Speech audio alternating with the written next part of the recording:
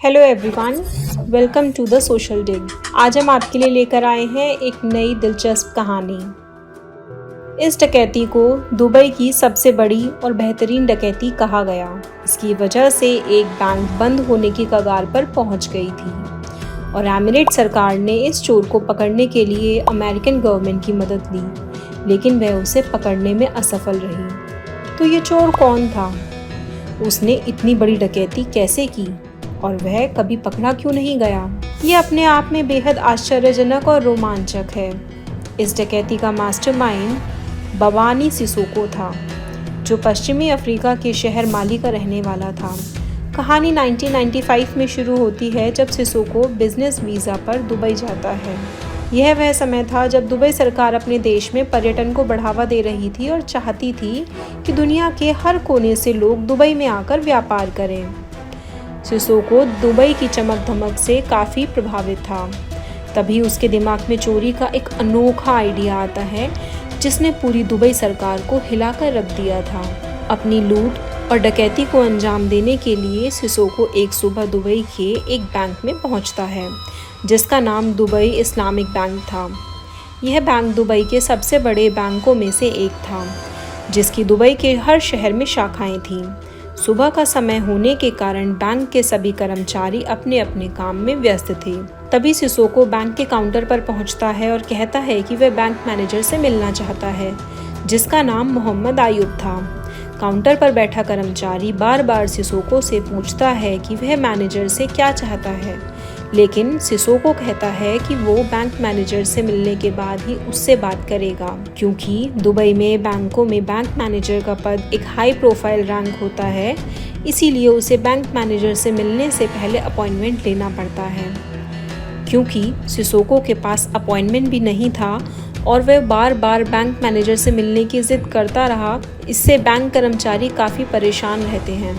लेकिन सिसोको के बार बार जिद करने के कारण उसकी मीटिंग बैंक मैनेजर से तय होती है, जो आधे घंटे बाद होनी थी।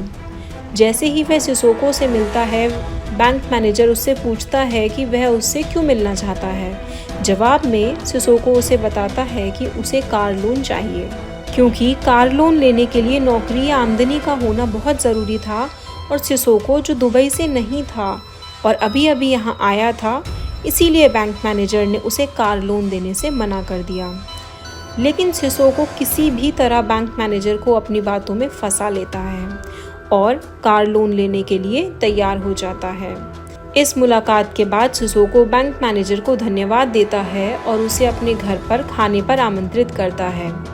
पहले तो बैंक मैनेजर इस डिनर निमंत्रण के लिए तैयार नहीं होता है, लेकिन जब सिसोको उसे बताता है कि वह उसे अपने घर पर कुछ ऐसा दिखाने जा रहा है जो उसने अपने जीवन में कभी नहीं देखा है, तो बैंक मैनेजर इस डिनर निमंत्रण पर सहमत हो जाता है।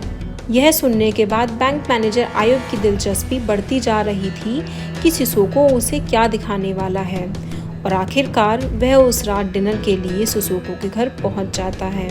जैसे ही बैंक मैनेजर सिसोको के घर पहुंचता है और सिसोको उसका स्वागत करता है, और कुछ देर बात करने के बाद सिसोको उसे एक कमरे में ले जाता है, जहां बहुत अंधेरा था और धुएं और सामान से भरा हुआ था।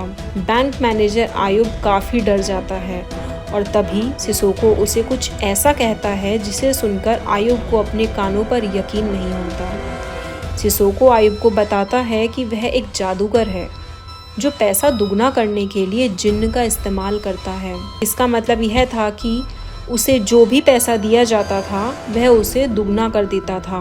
आयुब सिसोको की बात बड़े ध्यान से सुन रहा था और उस कमरे का माहौल भी उसे सोचने पर मजबूर कर रहा था कि क्या सिसोको की बातों में कोई भी सच्चाई है। और अपने संदेह को दूर करने के लिए आयुब ने अपने रिश्तेदार से 1 लाख दिरहम लाने के लिए कहा। जैसे ही ये पैसे आते हैं, आयुब ये पैसे सिसोको को दे देता है और वे दोनों उस अंधेरे और धुएं वाले कमरे में चले जाते हैं, जो बिल्कुल जादूगर के कमरे जैसा दिखता था। अंदर जाकर सिसोको पैसे लेकर कमरे के बीच में बैठ जाता है और थोड़ी देर बाद उस कमरे में संगीत बजने लगता है, जिसके बाद सिसोको जलते हुए कोयले में कुछ फेंकने लगता है, जिसके बाद उस कमरे में धुआं और भी अधिक बढ़ जाता है। इस बढ़ते धुएं के साथ ही सिसोको कुछ मंत्र पढ़ना शुरू कर देता है और अपने शरीर को दाएं बाएं हिलाने लगता है। बैंक मैनेजर आयुब वहीं खड़े होकर ये सब देख रहे थे कि अचानक पूरे घर की लाइट बंद हो जाती है और फिर उस कमरे के बगल वाले कमरे में से तेज आवाज़ आती है। यह आवाज़ बगल वाले कमरे का दरवाज़ा खोलने की थी, जिसमें से एक आदमी चिल्लाकर बाहर की ओर भागता है कि किसी जिन ने उस पर हमला कर दिया है। बैंक मैनेजर आयुब शॉक्ड रह गए। उन्हें समझ ही नहीं आ रहा था कि वो क्या करें।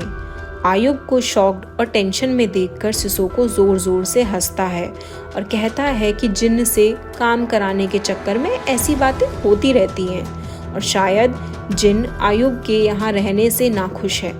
इसीलिए सिसोको आयुब को कुछ देर के लिए फ्लैट से बाहर जाने को कहता है और जब पैसे डबल हो जाएंगे वो उसे अंदर बुलाएगा।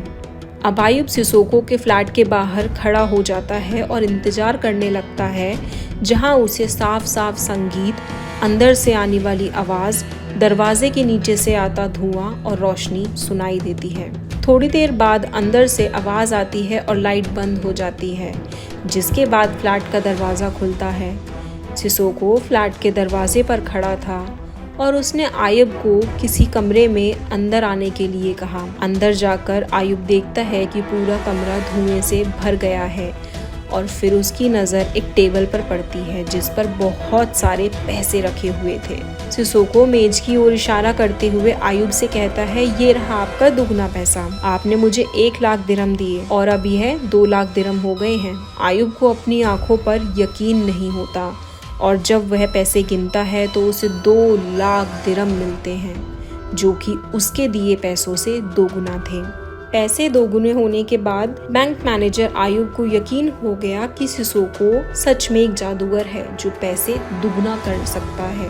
वह इस बात से बिल्कुल अनजान था कि उन दिनों अफ्रीका के घोटालेबाज लोगों को ठगने के लिए इसी घोटाले का सबसे ज्यादा इस्तेमाल करते थे। वहीं सिसोको ने भी एक शख्स के साथ मिलकर ऐसा जाल बिछाया था जिसमें वह पूरी तरह से फंस गए।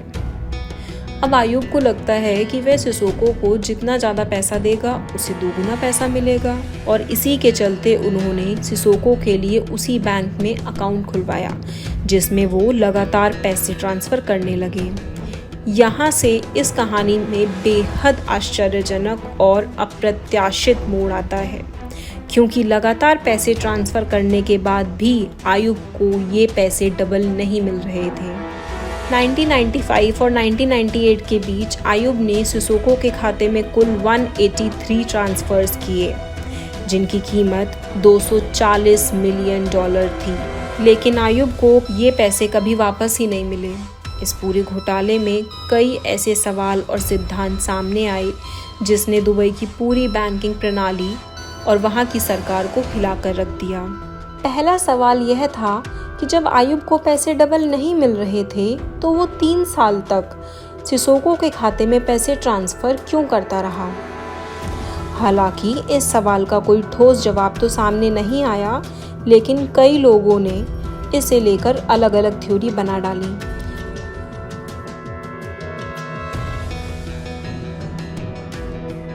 कुछ लोगों का मानना था कि सिसोको कोई घोटालेबाज नहीं था, बल्कि एक जादूगर था जिसने आयुब को अपने वश में करने के लिए अपने जादू का इस्तेमाल किया था और इसीलिए वह सिसोको के खाते में पैसे ट्रांसफ़र करता रहता था। दूसरी थ्योरी यह थी कि बैंक मैनेजर आयुब सिसोको से डरता था, क्योंकि वह एक जादूगर था और उसे डर था कि वह उसे और उसके परिवार को नुकसान पहुंचा सकता है। इसीलिए वह सिसोको के खाते में पैसे ट्रांसफ़र करता रहा। तीसरी थ्योरी यह थी कि हो सकता है कि सिसोको ने पहले ट्रांसफ़र के बाद आयुब को ब्लैकमेल करना शुरू कर दिया हो, कि अगर उसने पैसे ट्रांसफ़र करना बंद कर दिया तो बैंक मैनेजर आयुब को बेनकाब कर देगा कि उसने बिना किसी को बताए पैसे ट्रांसफ़र किए हैं। दूसरा सवाल ये है कि बिना किसी जानकारी के 3 साल तक बैंक से इतनी बड़ी रकम कैसे ट्रांसफ़र की गई। हालांकि बैंक मैनेजर के पास महत्वपूर्ण निर्णय लेने की सभी शक्तियां थीं, लेकिन फिर भी बैंक अकाउंटेंट की जानकारी के बिना रूटीन ऑडिट में इतनी बड़ी रकम कैसे ट्रांसफ़र की गई थी, वो भी तब जब ये ट्रांसफ़र 3 साल के लिए किया गया था। चूँकि यह 1995 की बात है, तो यह माना जा सकता है कि उस समय बैंकिंग और लेखा प्रणाली आज जितनी उन्नत नहीं थी। लेकिन यह थ्योरी पूरी तरह से गलत है, क्योंकि इस घोटाले में ट्रांसफ़र की गई रकम इतनी बड़ी थी कि उसे नज़रअंदाज करना मुमकिन नहीं था। 1995 में इस घोटाले को अंजाम देने के बाद सिसोको दुबई से अपने शहर माली वापस चला जाता है, जहां वह अपने गांव डेबिया में कुछ महीने बिताता है। डेबिया एक बहुत ही गरीब गांव था, जहां लोग बहुत गरीब और भूखे थे। अब सिसोको ने वहां गरीबों के बीच खाना, कपड़े और पैसे बांटना शुरू कर दिया और उन्होंने वहां कई परियोजनाएं भी शुरू की, जिनमें सड़कें, घर और पानी की टंकियां भी शामिल थीं।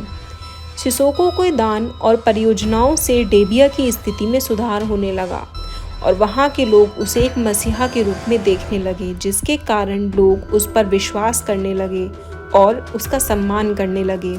डेबिया में कुछ महीने बिताने के बाद सिसोको ने न्यूयॉर्क में स्थानांतरित होने का फैसला किया, क्योंकि वह यहाँ एक खाता खोल सकता था और दुबई में अपने खाते में ट्रांसफ़र कर सकता था और एक शानदार जीवन जी सकता था।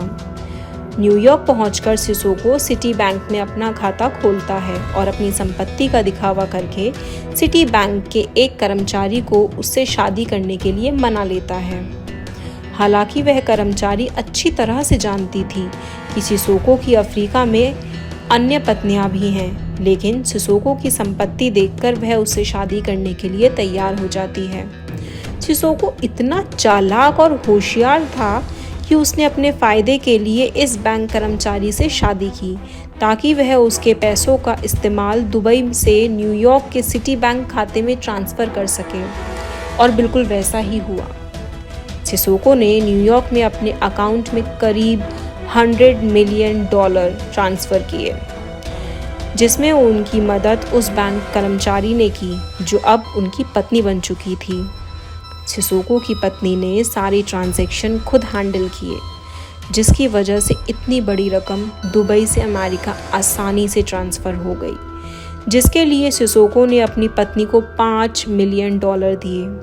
इन पैसों को अमेरिका ट्रांसफ़र करने के बाद सिसोको बेहद आलीशान ज़िंदगी जीने लगता है और अब वह हर चीज़ खरीदने लगता है जिसका उसने हमेशा सपना देखा था। इस पैसे से उन्होंने अपने लिए एक विला खरीदा, स्पोर्ट्स कार खरीदी और यहाँ तक कि कुछ सेकेंड हैंड एयरप्लेन्स और प्राइवेट जेट्स भी खरीदे और एक एयरलाइन शुरू की, जिसका नाम उसने डेबिया एयरलाइंस रखा, जो उनके गांव का नाम था। इस एयरलाइन को शुरू करने के लिए उन्होंने 2 सेकेंड हैंड बोइंग 727 विमान खरीदे, जिनमें लगभग 180 यात्री बैठ सकते थे। सिसोको का सपना इसे एक बहुत बड़ी एयरलाइन कंपनी बनाने का था, लेकिन चूंकि उन्हें अपनी एयरलाइंस के लिए यात्री नहीं मिल रहे थे, जिसके कारण उनके विमान अक्सर हवाई अड्डे पर खड़े रहते थे और यही कारण था कि उन्हें अपनी एयरलाइंस बंद करनी पड़ी। और फिर बात आती है जुलाई 1996 की। ये वो साल था जब सिसोको को अमेरिकी पुलिस ने पकड़ लिया था, लेकिन अपने पैसे और ताकत की बदौलत वो यहाँ से भी निकलने में कामयाब हो गया। 1996 में सिसोको ने अमेरिकी सेना से 2 पुराने हेलीकॉप्टर्स खरीदने का अनुरोध किया। जब सिसोको से हेलीकॉप्टर खरीदने का कारण पूछा गया तो उन्होंने कहा कि वो इन हेलीकॉप्टर्स का इस्तेमाल एयर एम्बुलेंस की तरह करेंगे, ताकि वह अपने गांव में घायल और बीमार लोगों के इलाज के लिए उन्हें एक जगह से दूसरी जगह ले जा सकें। लेकिन अमेरिकी सरकार ने सिसोको के अनुरोध को अस्वीकार कर दिया, क्योंकि उन्हें संदेह है कि सिसोको झूठ बोल रहा है और वह इन हेलीकॉप्टर्स का उपयोग मादक पदार्थों की तस्करी और हथियारों की तस्करी के लिए कर सकता है, जिससे अमेरिकी सेना की छवि खराब हो सकती है। सिसोको अपने साथी के जरिए अमेरिकी सेना के एक अधिकारी को $30,000 की रिश्वत की पेशकश करता है, लेकिन यह दाव सिसोको पर भारी पड़ता है और उसने इस रिश्वत की खबर अपने वरिष्ठ अधिकारियों को दे दी। इसके बाद सिसोको का गिरफ्तारी वारंट निकलता है और पुलिस उसकी तलाश करनी शुरू कर देती है। चूँकि सिसोको उस समय अमेरिका में मौजूद नहीं था, इसीलिए अमेरिकन गवर्नमेंट उन्हें गिरफ्तार करने के लिए अंतर्राष्ट्रीय वारंट जारी करती है। वारंट जारी करने के कुछ दिनों बाद सिसोको को जेनेवा, स्विट्ज़रलैंड में गिरफ्तार कर लिया गया और वहाँ की जेल में डाल दिया गया। जेल में डाले जाने के बाद स्विट्ज़रलैंड सरकार उसे अमेरिकन गवर्नमेंट को सौंपने की तैयारी शुरू कर देती है और इस दौरान सिसोको अपना केस लड़ने के लिए एक अमेरिकन लॉयर थॉमस स्पेंसर को नियुक्त करता है। सिसोको ने थॉमस को जेनेवा जेल में उससे मिलने के लिए कहा ताकि वह उससे मामले के बारे में बात कर सके।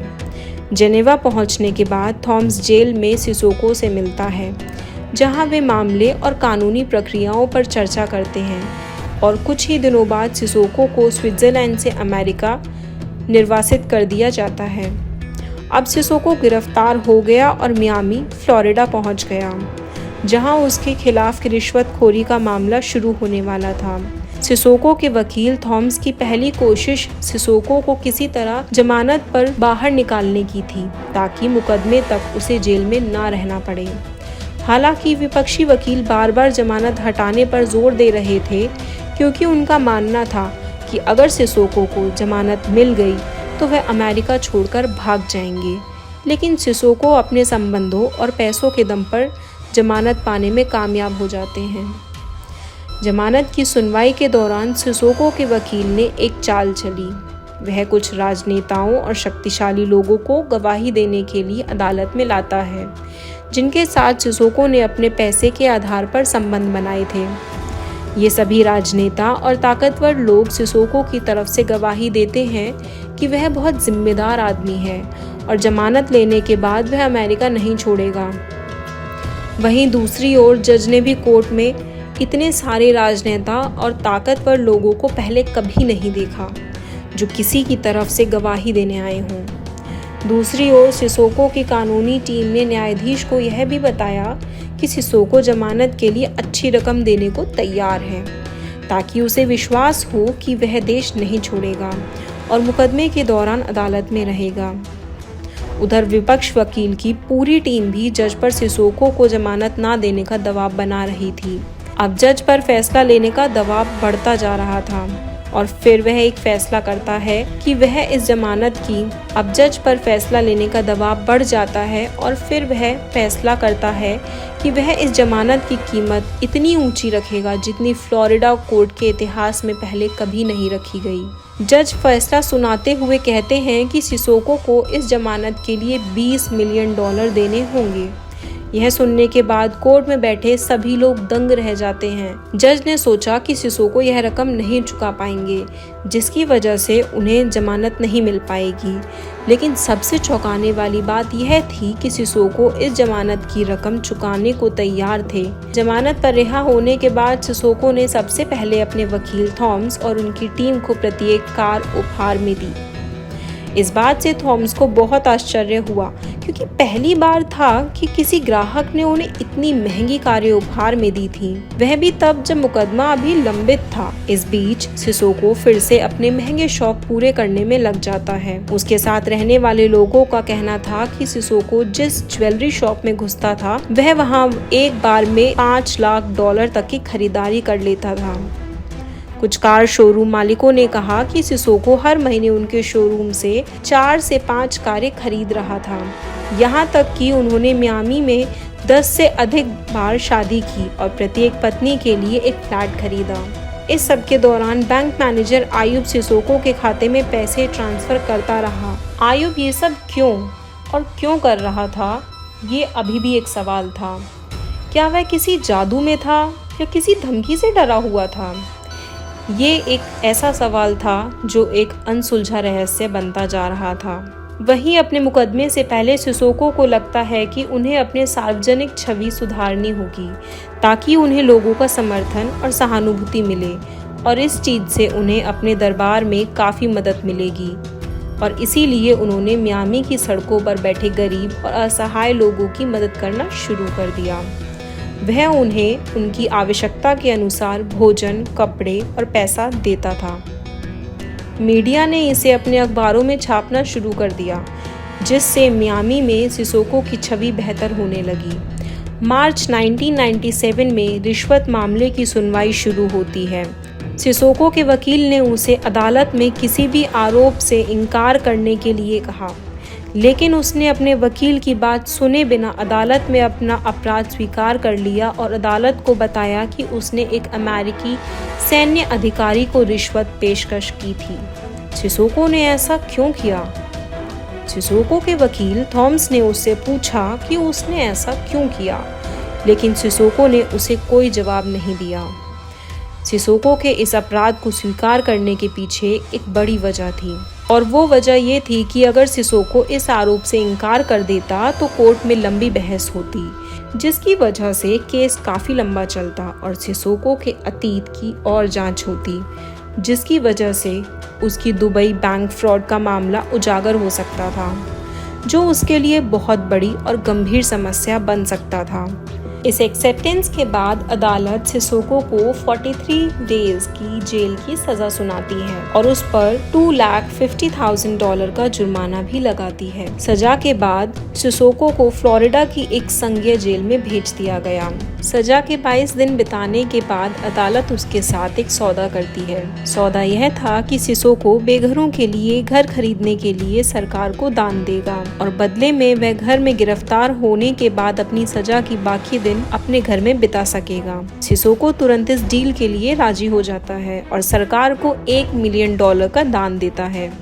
इस दान के बाद सिसोको को उसके ही घर में नज़रबंद कर दिया गया, जहां उसने अपनी सज़ा के बाकी दिन पूरे किए। अपनी सज़ा पूरी करने के बाद सिसोको तुरंत अमेरिका के लिए रवाना हो जाता है और वापस अपने शहर माली चला जाता है, जहां उसके गांव के लोग बड़े उत्साह के साथ उसका स्वागत करते हैं।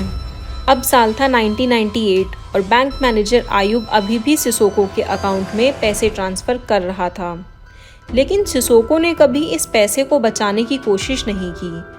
उन्होंने इस पैसे का उपयोग या तो अपने आराम के लिए किया या अपने गांव के लोगों के कल्याण के लिए किया। एक ओर जहां उनके गांव के लोग उन्हें मसीहा मानने लगे, वहीं दूसरी ओर मियामी के लोगों ने उन्हें रॉबिन हुड की उपाधि भी दे दी, क्योंकि उन्होंने मुकदमे के दौरान अपने गांव के लोगों की काफ़ी मदद की थी, जिसमें उसने लाखों डॉलर खर्च किए। इसी दौरान साल 1998 में दुबई इस्लामिक बैंक में एक बहुत बड़ा ऑडिट हुआ था, जिसके नतीजे देने के लिए इंग्लैंड के अकाउंटेंट को बुलाया गया था। इस अकाउंट ऑडिट में अकाउंटेंट पिछले 5 साल के बैंक लेन देन की जांच करना शुरू करते हैं, जिसमें उन्हें पता चलता है कि बैंक से कई मिलियन डॉलर गायब हैं, जिनकी प्रविष्टियों का कोई पता नहीं है। उधर बैंक मैनेजर आयुब ने अपने सहकर्मी को इस बारे में पहले ही बता दिया था कि कैसे उसने सिसोको नाम के एक जादूगर के खाते में कई करोड़ डॉलर ट्रांसफ़र किए हैं, इस उम्मीद में कि वह उन्हें दोगुना कर देगा, लेकिन उसे एक भी पैसा नहीं मिला। जब आयुब के सहकर्मी ने उनसे पूछा कि उन्होंने कितने पैसे ट्रांसफ़र किए हैं, तो आयुब को इतनी बड़ी रकम बताने की हिम्मत नहीं हुई और उन्होंने उस रकम को एक कागज़ पर लिख दिया, जिसमें 890 मिलियन दिरहम लिखा था, जो लगभग $240 मिलियन के बराबर था। जैसे ही आयुब यह लिखता है तो उसके साथी के पैरों तले ज़मीन खिसक जाती है और उसे लगता है कि अब यह बैंक डूब जाएगा। जैसे ही यह खबर फैली तो बैंक के ग्राहकों ने बैंक के बाहर प्रदर्शन करना शुरू कर दिया और अपने जमा किए गए पैसे वापस करने की मांग करने लगे। बैंक संकट और बैंक ग्राहकों के बढ़ते विरोध को देखते हुए दुबई सरकार ने इंटरफेयर करने का फैसला किया। अगले दिन दुबई सरकार अखबार में प्रकाशित करती है कि सब कुछ नियंत्रण में है और यह दुबई सरकार और केंद्रीय बैंक की जिम्मेदारी है कि वे अपनी जमा राशि सुरक्षित रखें। अखबार में यह भी छपा कि इस फर्जीवाड़े की जांच चल रही है और बैंक मैनेजर आयुब को गिरफ्तार कर लिया गया है। क्योंकि यह एक निजी बैंक था, इस धोखाधड़ी में हुए अधिकांश नुकसान का भुगतान बैंक मालिकों द्वारा किया गया था और बाकी नुकसान का भुगतान दुबई सरकार ने किया था। इस जांच में जैसे ही उन्हें सिसोको के न्यूयॉर्क सिटी बैंक खाते के बारे में पता चला, दुबई इस्लामिक बैंक ने सिटी बैंक के खिलाफ मामला दर्ज किया। इस मामले में दुबई इस्लामिक बैंक ने सिटी बैंक पर आरोप लगाया कि उन्होंने अपने बैंक खातों में इतनी बड़ी रकम ट्रांसफर की है और मनी लॉन्ड्रिंग की है और अपने नुकसान की भरपाई के लिए उनसे 151 मिलियन डॉलर मांगे। दुबई इस्लामिक बैंक ने अमेरिका में एक जांच एजेंसी को नियुक्त किया। उन्होंने अपनी जांच में पाया कि बैंक मैनेजर आयुब ने इस घोटाले से कोई फायदा नहीं उठाया है और यह सारा पैसा सिसोको के खाते में ट्रांसफ़र किया गया है, जिसमें एक बैंक कर्मचारी ने उसकी मदद की है जो उनकी पत्नी भी थी। यह बात पता चलते ही इंटरपोल ने सिसोको की गिरफ्तारी के लिए अंतर्राष्ट्रीय वारंट जारी किया। इसका मतलब यह था कि वह जहां भी यात्रा करेगा पकड़ा जाएगा। लेकिन सिसोको यह अच्छी तरह से जानता था कि माली का किसी भी देश के साथ कोई अग्रीमेंट नहीं है, जिसका मतलब साफ था कि कोई भी दूसरा देश माली से वांछित अपराधी को अपने देश में नहीं ला सकता है और यही कारण था कि सिसोको माली में रह रहा था। सिसोको ने खुद को किसी भी तरह के खतरे से बचाने के लिए एक और कदम उठाया। उन्होंने 2002 में संसद चुनाव के लिए टिकट खरीदा और क्योंकि वहाँ के लोग पहले से ही उन्हें मसीहा मानते थे, इसीलिए उन्होंने बहुत आसानी से चुनाव जीत लिया और मालन संसद के सदस्य बन गए। हालांकि आने वाले वर्षों में सिसोको की संपत्ति बहुत कम हो गई क्योंकि उन्होंने यह पैसा खुलकर खर्च किया था और अब वहाँ लोगों के लिए कुछ भी नहीं कर पा रहे थे, जिसके कारण उनकी प्रसिद्धि बहुत कम हो गई और वह संसद का चुनाव हार गए। 2014 में चुनाव हारने के बाद वह अपने गांव डेबिया वापस चले गए, जहां उन्होंने अपना शेष जीवन बिताया। 2018 में बीबीसी का एक रिपोर्टर सिसोको तक पहुंचने में कामयाब होता है और उससे एक इंटरव्यू देने के लिए मना लेता है। सिसोको ने अपने पूरे जीवन में सिर्फ एक ही इंटरव्यू दिया था, जिसमें उन्होंने कई इंटरव्यू दिए। अपने इंटरव्यू में सिसोको ने बताया कि एक समय उनके पास काफ़ी संपत्ति थी जो करीब 240 मिलियन डॉलर थी। जब रिपोर्टर ने उनसे इस पैसे के बारे में पूछा तो उन्होंने कहा कि ये सारे पैसे उन्होंने खर्च कर दिए हैं। रिपोर्टर ने दुबई इस्लामिक बैंक के बारे में पूछा तो सिसोको ने कहा कि उनकी बातचीत सिर्फ वहाँ एक बैंक मैनेजर से कार लोन के बारे में थी, इससे ज़्यादा कुछ भी नहीं।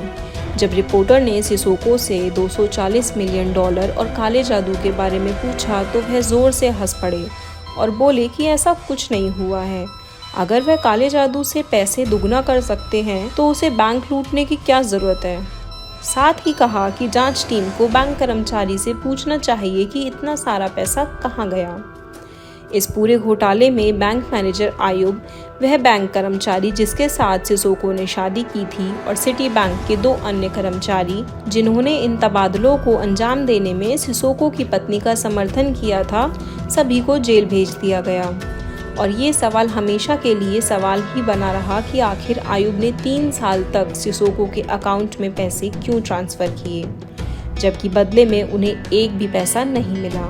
वहीं इतना बड़ा घोटाला करने के बाद भी सिसोको ने अपनी पूरी ज़िंदगी अपने गांव डेबिया में आज़ादी के साथ गुजारी और 2021 में उनकी मौत हो गई। आपको यह कहानी कैसी लगी हमें कमेंट सेक्शन में ज़रूर बताएं। हमारे चैनल को लाइक करें, सब्सक्राइब करें और अपने दोस्तों के साथ शेयर करें। Thank you.